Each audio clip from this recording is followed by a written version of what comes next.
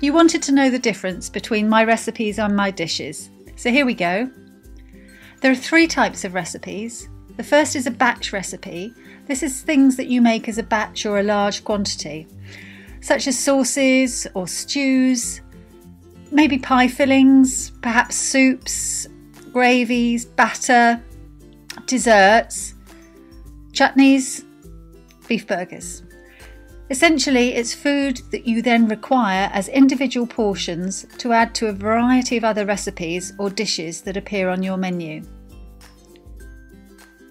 Here's the recipe for CaterCost onion chutney. This makes a batch of 7.53 kilograms. Here's the recipe card for the onion chutney that you can print straight from the computer. Here's a recipe for beef burger patties, 6.8 kilograms. The second sort of recipe would be a sub-recipe, things that are composed of several ingredients and are used in different dishes on your menu items, such as standard salad garnish, seasonal vegetable portions, condiment selection, chips accompaniment. Sub-recipes are a composite of store cupboard ingredients that create a fully costed entity or portion that gets added to one or more dishes you serve on your menu.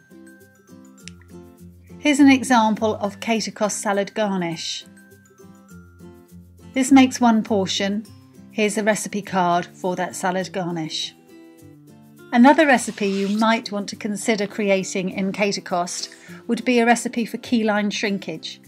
Many items on your menu should not be costed using the raw weight of an ingredient to a dish.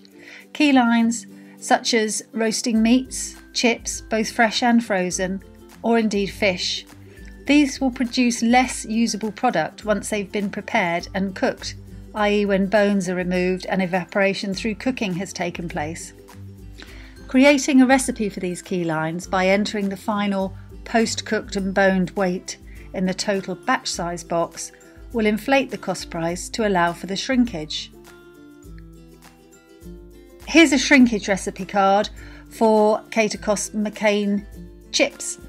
As you can see, the amount of raw chips entered into this recipe are 250 grams, and yet the total batch size has been keyed in at 200 grams, allowing for shrinkage. This means the price of 40 pence per portion is accurate for the 200 gram portion, as opposed to being 40p for 250 grams, which would make them appear to be cheaper.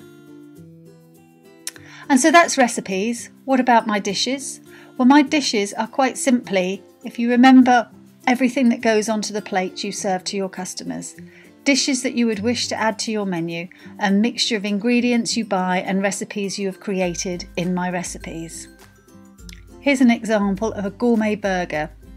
This is a burger that goes on the menu and contains those sub-recipes that we've already spoken about, the CaterCost salad garnish, the CaterCost onion chutney, and the CaterCost chips with shrinkage. On a dish, you're able to enter your desired menu price point and you can calculate the gross profit you will make from this dish. So now you know. That's the difference between my recipes and my dishes.